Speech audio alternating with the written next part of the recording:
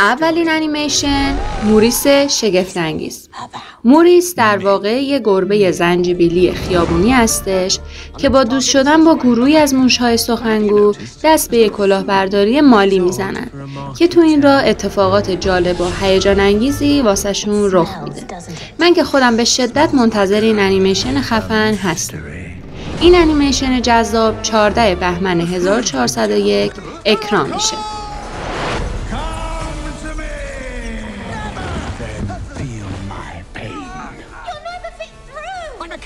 If my head fits, the rest will follow. دومین انیمیشن فرار مرغی 2. فرار مرغی 1 یادتون هست؟ این قسمت هم دنباله همون قسمت قبلیه که مرغا با هم همکاری میکنن تا از مزرعه تولیدی فرار کنن. ولی این بار چون جون جوجه مرغا در خطره، این بار کل گله سعی میکنن تا به سرزمین اصلی خودشون برگردن و تو این راه اتفاقات جالب و هیجان انگیزی رخ میده. این انیمیشن 19 آبان 1402 اکران میشه.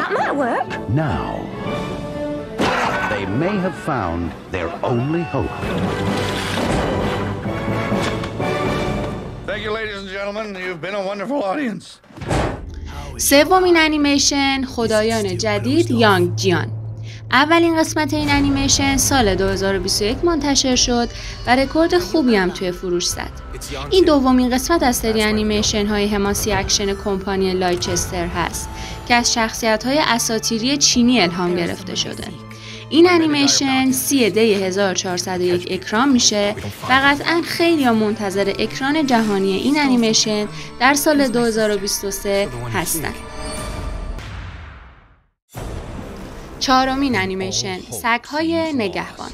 داستان این انیمیشن از جایی شروع میشه که یک شهاب سنگ جادویی توی شهر ماجراجویی فرود میاد و به طول سگ‌های پاترول قدرت‌های فوق‌العاده‌ای میده و اونا رو قدرتمند میکنه.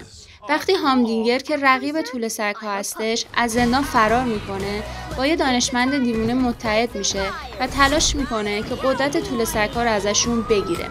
این طول سگ‌های قهرمان باید تلاش کنن تا جلوی این ابرشرورها رو بگیرن.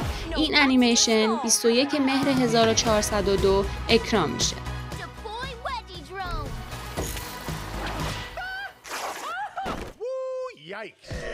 پنجمین انیمیشن برادران سوپر ماریو. داستان از این قراره که ماریو و لویچی در شهر نیویورک زندگی میکنن تا اینکه در یک روز سرنوشت ساز آنها وارد فیلم بازی ویدیویی میشن و اسرار پدر گم شده و لاک‌پشت گم شدهشون رو کشف میکنن. در همین حال یک لاک‌پشت غول‌پیکر به نام باوزر که پادشاه کوپا هستش در تلاش تا 120 ستاره قدرتمندو به دست بیاره.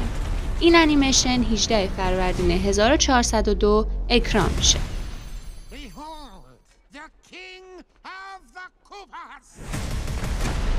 مرسی که تا آخر ویدیو همراه بودین. لایک و سابسکرایب یادتون نره. چند تا انیمیشن هم شما توی کامنت ها بهمون بگین.